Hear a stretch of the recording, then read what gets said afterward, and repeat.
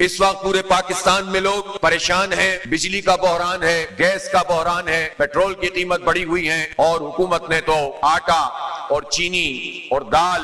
اور چاول سب پر ٹیکس لگا دیا ہے، اور اتنی مہنگائی کر دی ہے کہ غریب عوام کا جینا دوبھر ہو گیا ہے۔ اور غریب عوام ہی کیا، متوسط طبقے کے لوگ بھی جو اپنا چھوٹا موٹا کاروبار دکانداری کرتے ہوں یا ملازمت کرتے ہوں، ان کے بس میں بھی اب کچھ نہیں رہا ہے۔ ایسے حالات میں چاروں طرف ایک سناٹا نظر آتا ہے، لیکن اس سناٹے میں الحمدللہ جماعت اسلامی کی آواز گونج رہی ہے، اور میں آپ سب کو دعوت دیتا ہوں کہ 12 تاریخ کو انشاءاللہ اسلام آباد میں تاریخی دھرنا ہوگا، اور یہ دھرنا ہماری ذات کے لیے نہیں، ہماری پارٹی کے لیے نہیں، ہم ریلیف حاصل کرنا چاہتے ہیں، ہم بجلی کی قیمتوں کو کم کرنا چاہتے ہیں، ہم بنیادی اشیاء خورد و نوش کھانے پینے کی چیزوں کو کم کرنا چاہتے ہیں، اور ہم یہ چاہتے ہیں کہ ہمارا ملک ایک آزاد ملک کے طور پر بیہیو کرے۔ ہم غلام در غلام بن کر کس طرح سے جی سکتے ہیں کہ ایک طرف امریکہ کے کہنے پر فوجی آپریشن کیا جائے اور دوسری طرف IMF کے کہنے پر ٹیکسوں کی بھرمار کر دی جائے اور مہنگائی کے بوجھ تلے عوام کو دبا دیا جائے۔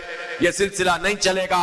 اور اس کے خلاف ایک مؤثر اور طاقتور آواز انشاءاللہ پاکستان کے عوام کی اور ہوگی، اور وہ جماعت اسلامی کی آواز ہے۔